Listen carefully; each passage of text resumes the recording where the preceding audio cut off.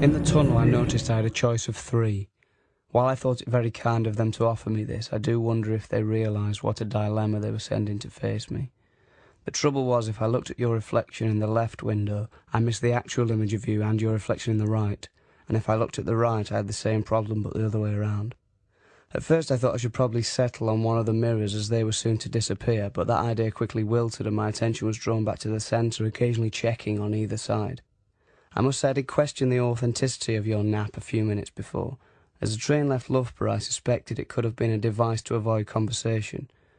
I'd barely considered this for a moment, however, when a heavy breath and a gulping sound that I decided would be too embarrassing to fake led me to conclude that your nap wasn't fraudulent.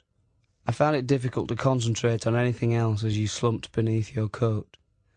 Delighted that we'd waited until this hour to travel so the evening sun got its opportunity to skip across those sleeping cheeks, but unnerved by the prospect of being removed from the opposing chair to yours.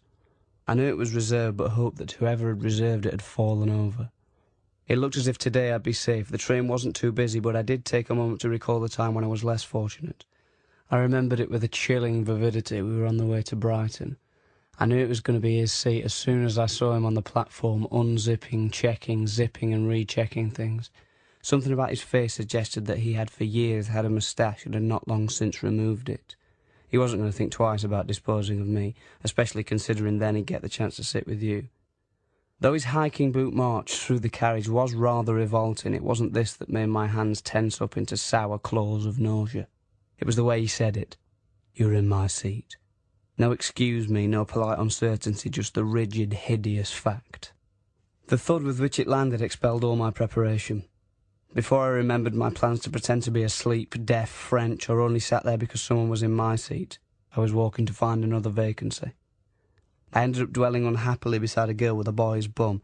I knew that because she walked too far past when she returned to one of what I thought to be 2 empty seats when I sat myself there.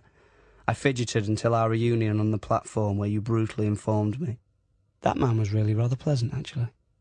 Today I thought I'd better make sure that couldn't happen again, and I pulled the ticket from the top of my seat. It took a few attempts and the facade of hanging a jacket to finally complete. I was terribly cautious. There's a threat of punishment for such deeds by fine as far as I understand, but those shackles were at the back of my mind as I crushed the reservation in my hidden fist, folding and squeezing as if it were that beast on the way to the seaside. Fortunately there was no retribution. If anything, the train got quieter as the journey continued. And so in the tunnel, unable to decide, my head flicked through this trilogy of angles, angel after angle, until we were out the other side. My frantic twitching no doubt caused the man at the adjacent table to narrow his eyes at the very least, I imagine. I don't know for sure. I didn't have time to add him to the cycle.